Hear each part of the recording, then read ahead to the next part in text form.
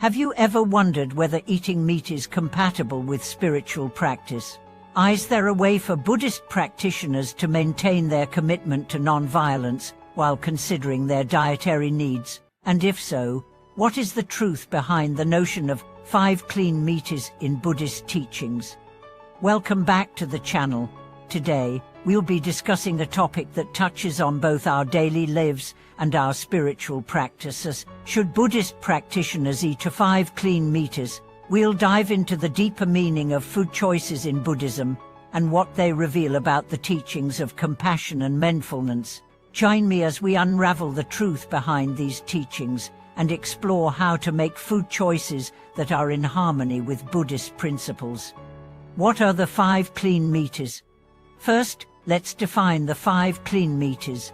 These are 5 specific types of meat that, according to certain Buddhist texts, may be permissible for Buddhist practitioners under very specific conditions.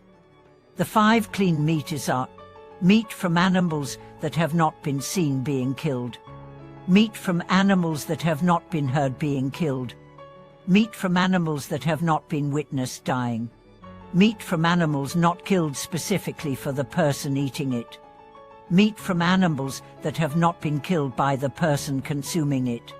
These conditions were established in the Shurangama Sutra, a central text in Mahayana Buddhism, and they seem to offer a compromise between the practice of non-violence and the practicality of food availability, especially in places where vegetarian options were limited. The historical context of the 5 clean meats. The concept of the 5 clean meats arose from a very specific historical context. During the time of the Buddha, there were places where finding sufficient plant-based food was not always feasible. This was particularly true in regions with harsh climates or where agriculture was not well established. In these areas, the Buddha, in his infinite compassion, allowed for a very limited exception to the no-meat rule, which would otherwise apply to all Buddhist practitioners. However, this permission was not a blanket endorsement of meat consumption. Rather, it was given with strict conditions that ensured that no one was directly involved in the killing of animals for food. The Buddha's main goal was always to protect life and reduce suffering, which is why any involvement in causing harm to sentient beings was strictly discouraged. In today's world, while many of us no longer face the challenges of food scarcity that existed in ancient times, the teachings of the 5 clean meats can still offer valuable insights into how we can approach our food choices in a mindful and compassionate way. The principle of compassion in Buddhist dietary choices. At the heart of Buddhist dietary practices is the principle of compassion.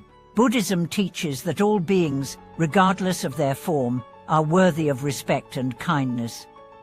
The Buddha's teachings consistently emphasize ahimsa, or non-violence, which extends beyond our actions to include our thoughts and words. When it comes to food choices, this means that Buddhists should strive to minimize harm to all living beings, including animals.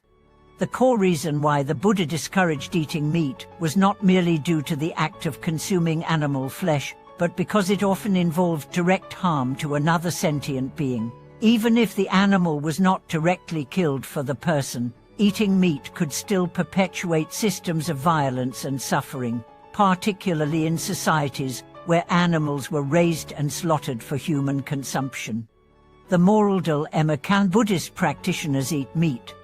The issue of eating meat in Buddhism presents a moral dilemma. On one hand, many practitioners uphold the principle of compassion and see the consumption of meat as inherently harmful.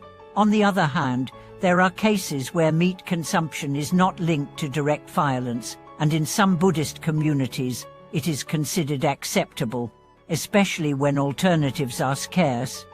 This dilemma forces us to confront the deeper question of how to live in the world while minimizing harm. Buddhism does not demand that we live in complete isolation from the world, but rather that we engage with it in ways that promote wisdom and compassion.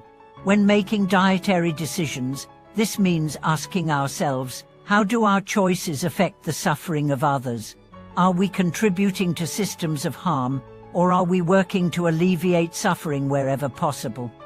Buddhist dietary choices beyond the 5 clean meters.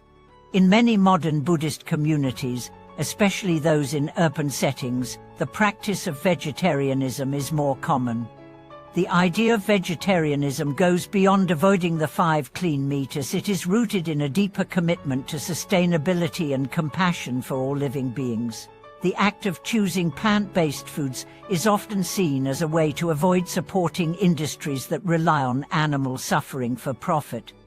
Moreover, mindful eating is encouraged, where practitioners are taught to consider the origins of their food, to eat with gratitude, and to avoid excess or waste.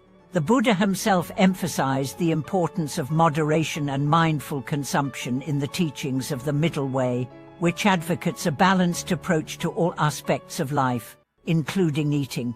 In recent years, the global rise of plant-based diets, driven by both ethical concerns and environmental considerations, has aligned well with Buddhist principles of non-violence and compassion.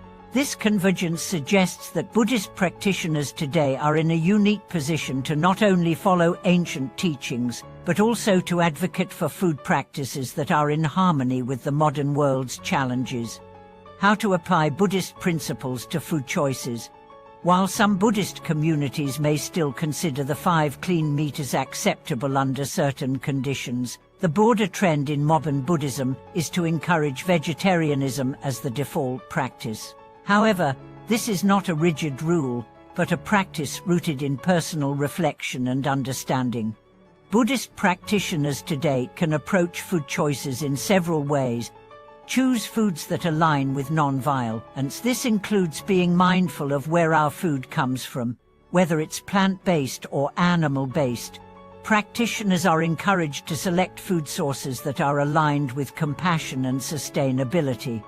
Cultivate mindfulness in eating. Eating is not just about satisfying hunger, but about appreciating the food, the effort it took to produce it, and the lives that were involved in its creation.